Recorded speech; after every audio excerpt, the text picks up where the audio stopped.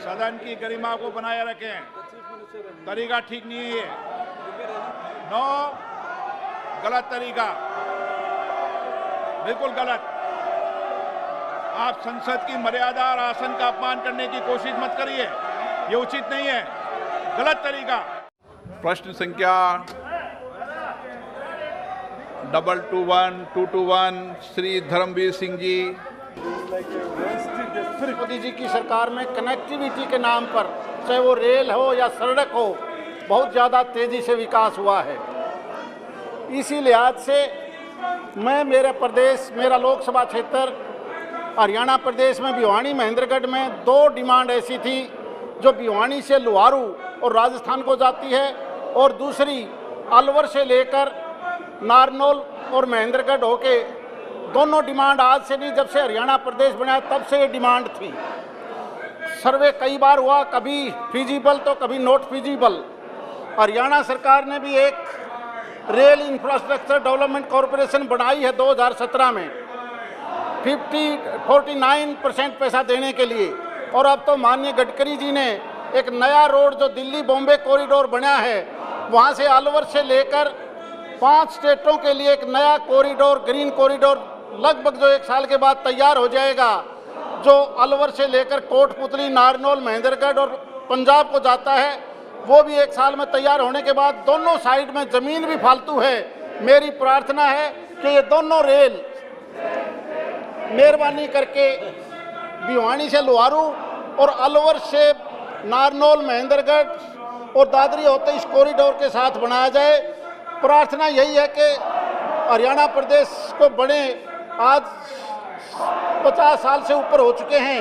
Rail मंत्री से मेरी प्रार्थना है कि इसमें नेगेटिव जवाब की बजाय हमें यह आश्वासन जरूर दें कि आने वाले समय में दोनों रेलवे लाइन बनेंगी।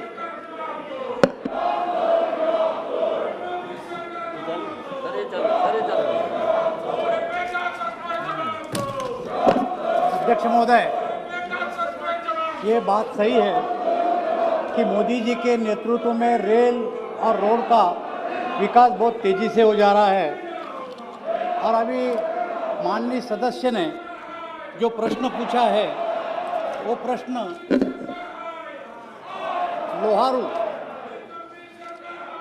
माननीय सदस्य ने जो प्रश्न पूछा है कि उनके लोकसभा मतदार संघ में जो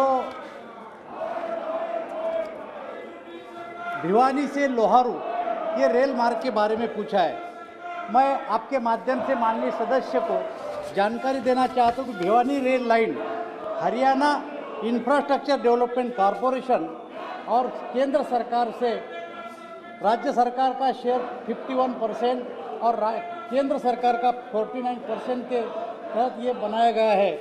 लेकिन इसका प्रोजेक्ट रिपोर्ट 519 करोड़ रुपए का हुआ है। लेकिन ये जो हरियाणा इंफ्रास्ट्रक्चर डेवलपमेंट कॉरपोरेशन ने जो प्रस्ताव दिया है, उसमें ये अनवायबल बताया गया है। अगर हरियाणा सरकार अपना पैसे जो हिस्सा है 51, ये दोनों रेलवे लाइन के लिए भिवानी लुहारू भी और महेंद्रगढ़ नारनौल अलवर के लिए पहले जमा करवा देती है, तो क्या विचार करेंगे आप? महोदय, माननीय सदस्य ने जो प्रश्न पूछा ये इस प्रश्न का भाग नहीं है, लेकिन मैं सदस्य से अलग से मिलकर इसकी जानकारी दूंगा। अनुभव Mohanty. Thank you so much sir. Sir, मैं केंद्रापड़ा पार्लियामेंट्री कॉन्स्टिट्यूंसी से यहाँ पे प्रतिनिधित्व करता हूँ। सर, हमारे क्षेत्र में आज़ादी के बाद से रेलगाड़ी किसी ने नहीं देखा था, पर हम शुक्रगुजार हैं नवीन पटनायक सर का एवं केंद्र सरकार के पास भी कि आज़ादी के बाद कम से कम फ्रेट कार्स वहाँ पे चलने लगी हैं। लेकिन मैंने सर इसी साल बजट सत्र में डिमांड्स फॉर ग्रांट्स में पूछा था कि केंद्रापड़ा में पैसेंजर ट्रेन कब चलेगी, क्योंकि ये लोगों का डिमांड है और पैसेंजर ट्रेन हमारा हक भी है जो पूरे देश के साथ हमें कनेक्ट कर सकती है। लेकिन जवाब में मुझे ये आया है कि Kendrapara road is at a distance of 5 kilometre from Cuttack, इसीलिए Kendrapara road is operationally not feasible at present, कोई रेल कनेक्टिविटी का। मैं बताना चाहूंगा सर आपके माध्यम से माननीय मंत्री जी को कि केंद्रापड़ा रोड जो स्टेशन बता रहे हैं ये कटक से 5 किलोमीटर दूरी में है, लेकिन वो केंद्रापड़ा डिस्ट्रिक्ट के अंदर नहीं आता है।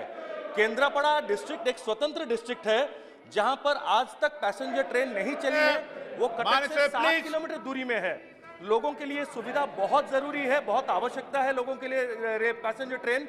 आपसे मेरी विनती है, हमारे लोगों के हक के लिए, वहां पे रेवेन्यू जनरेशन के लिए, वहां के युवाओं के एम्प्लॉयमेंट के लिए और केंद्रापड़ा के ओवरऑल डेवलपमेंट के लिए एक पैसेंजर ट्रेन जल्द से जल्द शुरू करें।